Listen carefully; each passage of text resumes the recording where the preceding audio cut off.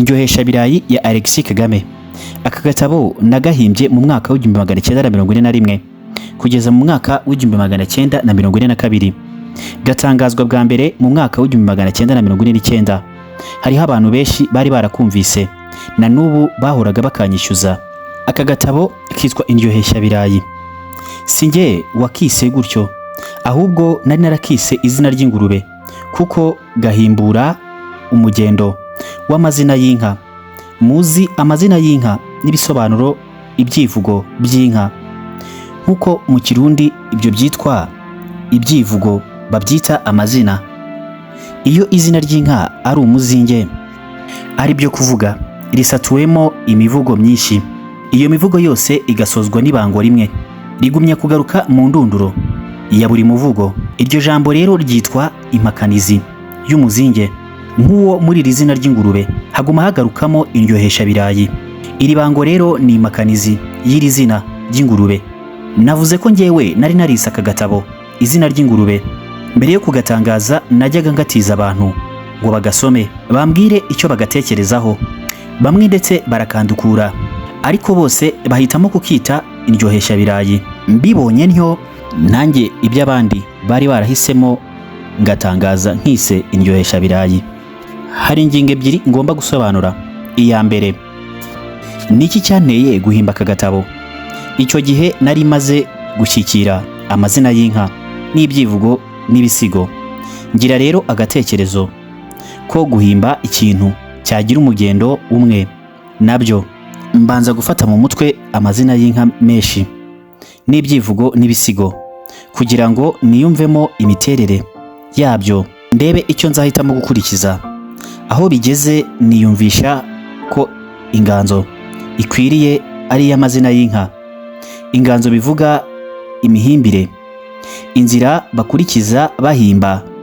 Ko ibisigo n'ibyivugo n'amazina y'inka bifite amategeko anyuranye, kimwe n'ayacyo ikindi n'ayacyo. Maze kubona rero indyoheshabirayi ishimishije abayisoma, numviraho ko nashyigikira inganzo y'amazina y'inka, nuko ntangirira guhimba umuririmbyi wa nyiribiremwa mu nganzo rero y'amazina y'inka. Ingingo ya kabiri, numvise benshi bambaza ngo mbese abatware wavuzemo ndetse n'umwami ntibyabarakaje, ntibyabaguteranyijeho? Abavuga batyo zarebe mu kandi gatabo nise iyo wiriwe narungu, bazagasome bazasangamo ibisigo by'ubuse ku mpapuro za 19 na 46. Bene ibi ngibi rero si ugusebanya, kuko biba bizwi ko ibivugwamo bitigeze bibaho, ahubwo biramenyerewe ko iyo nganzo ari yo gusetsa, yo kumara irungu. Ahubwo ababivugwamo barabyumvaga bagaseka kimwe n'abandi. Kuko rero aka gatabo kakurikizaga inganzo bamwe batamenyereye. Nicyo cyatumye mbanza gutangaza iyo wiriwe ntarungu mu mwaka w'1959 kugira ngo ibisigo by'ubuse babanze bimare bamwe impungenge. Umuvugo wa mbere, ingurube iyoborwa n'abashumba bo mu ngeyo. Umuvugo wa kabiri ugira uti ingurube ikangaranya abashumba bo mu muhozi. Umuvugo wa gatatu ukagira uti majoro ayaka abasirimu nabo bayirega abanyanishanana. Hanyuma iri defosi mutembe ayiraga kwa bitungangando mu Nyakibanda. Umuvugo wa kane, urugendo rw'iyo ngurube kuva i Butare kugera i Nyanza ibambira imihanda imodoka zikabura inzira. Umuvugo wa gatanu, urugendo rw'ingurube kuva i Nyanza kugera i Kabgayi bakeka ko ari imvura. Uwahoze mu Buganda yemeza ko ari itanki irwanishwa mu ntambara cyangwa se ibifaru. Umuvugo wa gatandatu, urugendo rw'ingurube kuva i Kabgayi kugera i Kigali itesha abatware imirimo bagenda bayihatsweho. Umuvugo wa karindwi, igeze i Kigali mu birori irabitegurirwa, umwami n'abatware bayikikiriza ku meza hamwe na bwana rezida. Umuvugo wa munani, ibisingizo by'iyo ngurube isuzuguza ibiribwa bindi. Je mugiye kubana muri kino kiganiro ndi kubw'Imana Jean Claude nk'ibisanzwe. Iyi ni SF Media TV. Nijye ugiye kubagezaho umuvugo. Reka duhere ku muvugo wa mbere, nzagenda mbagezaho n'indi mivugo igenda ikurikira kugeza ku muvugo wa nyuma wa munani. Niba ukunda amateka koko ntiwibagirwe gukora subscribe, like na share. Ngiye ngomeza nkugezeho ibintu bigiye bitandukanye.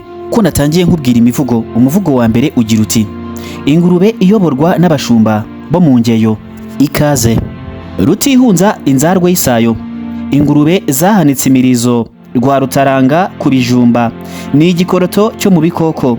Igira igikobokobo cy'ubukombe. Irwa isanga ibishanga. Ikizimba aho inzarwe iganje. Ikahavuruga ijabo. Ikahava. Ikahacundagura bitaravugwa. Ikahavogereza ingurube nto. Ikahatengagura cyane ngo iz'imicyanda zihace. Ikahacogoza ihacoshoma. Ikahahindura amacamba. Ikahavura kubisayo. Ikaharyama humutse.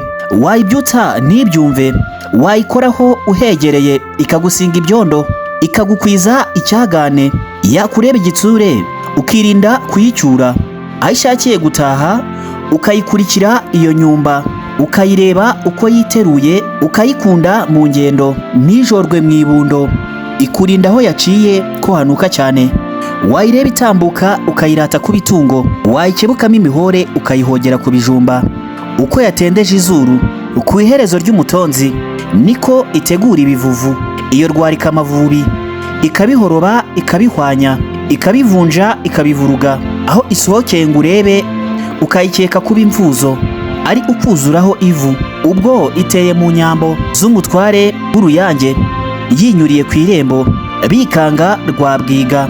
Ingeyo zose zirakubana n'abashumba barabyuka barahambuka barahuruza. Imyinjiro yo ikabitanu bayihimbyamo amakome. Ubwo ibirura birahanika inzamururo zirahoga. Uwaruzanye muri yo yirata kuyitsirika. Amagambo arayacurika ayibwira amateshwa ngo umuriro urawushyira irya. Nayo amaso uyampange wikwigira hirya. Gumya usanga ibirori. Mu buryamo ntihakonje, mu ijanja ntihashyushye. Ntutinde mwigenda, gira ugaruke uyintashye. Avugishwa ijoro ryose ngo burakeye barareba. Iyo ntamati ibugarije yegereye imyugariro. Iraharyama harazibama bayitura izimano. Umutware yohereje icyo gitebo cy'ibijumba ngo kirabukwe ku rukinga. Aragisanga agihugiraho. Buguruye ziraturuka. Umutware w'uruyange yemera ko mu nyambo z'umwami nyir'u Rwanda bayirabukira ibitebo bakayoboka ikabatwara. Indyohesha birayi. Reka cumbikira aha, ubutaha tuzavuga ku muvugo wa kabiri ugira uti: ingurube ikangaranya abashumba bo mu muhozi. Jye nari kubw'Imana Jean Claude. Stay on touch. Ndabakunda. Niba uri umucuruzi, restaurant, bare, coffee shop, hotel, ndabizi yuko ibi bintu bikureba. Nkuzaniye inkuru idasanzwe y'ubwoko bw'inkoko za broiler zikungahaye cyane ku ntungamubiri dusanga mu nyama z'inkoko, kandi izi nkoko zigaburirwa ibyatsi. Ese wari uzi ko inyama zirisha ibyatsi ari byiza cyane ku buzima bwawe, kandi ibyo bigatuma zigira icyanga kandi ntizigire ikindi kibazo zaguteza mu mubiri wawe mu gihe waziriye? Zujuje ibisabwa n'abazishaka muri Kigali cyangwa mu nkengero zaho, kuko zororerwa ahantu hafite isuku kandi hameze neza cyane. Biroroshye mu buryo bwo kuzibona, kuko guhera ku mafaranga 3,500 kugeza ku 4,500.